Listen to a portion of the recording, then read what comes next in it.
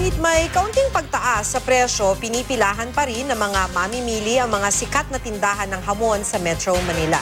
Hindi lang daw kasi pang Noche Buena ang hamon, kundi pang regalo din. Narito ang report. Hindi mawawala sa hapag ng mga Pilipino tuwing Noche Buena ang hamon. Kaya naman maaga pa lang marami nang namimili sa tindahan ng hamon sa Quiapo, Maynila. Ang mga presyo daw ng hamon dito ngayon, mas mahal ng 100 pesos kada kilo kumpara nung nakaraang taon. Ang bone-in ham nasa 1,160 pesos per kilo.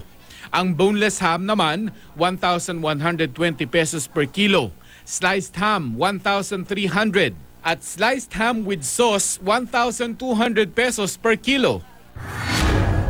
Dinarayo na rin ang mga mamimili ang tindahan ng hamon sa Mandaluyong.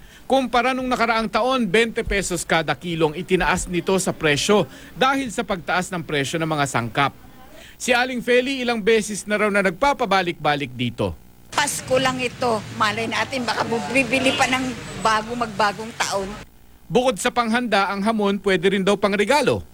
Pangregalo sa pamilya tsaka dun sa mga malalapit na kaibigan. Ang partner naman ng hamon na tinapay, walang paggalaw sa presyo.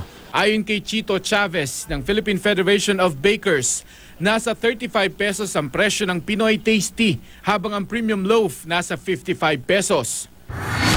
Tuloy-tuloy naman ang dagsa ng mga mamimili sa Divisoria, Maynila kahit sa madaling araw. Bukas na kasi magdamag ang mga tindahan dito. Kaya naman swak ito sa schedule ng ilang empleyado tulad ng call center agent na si Joyce. Bakit po ma'am 3 a.m. kayo namimili? Kasi yung work namin pang gabi din, so ngayon lang nagka-time. Okay, so talagang sinadya niyo ho Divisoria? Kasi po? Kasi mas mura and maraming mapapamili dun sa worth ng money namin. Bukod sa pangregalo, pwede ka rin mag-shopping dito para sa sarili. May mga bagsak presyong blouse at trendy items gaya ng mga jumpsuit at dresses. Para naman sa mga lalaki, maraming murang t-shirt, long sleeves, sando, pati na mga usong sweatshorts.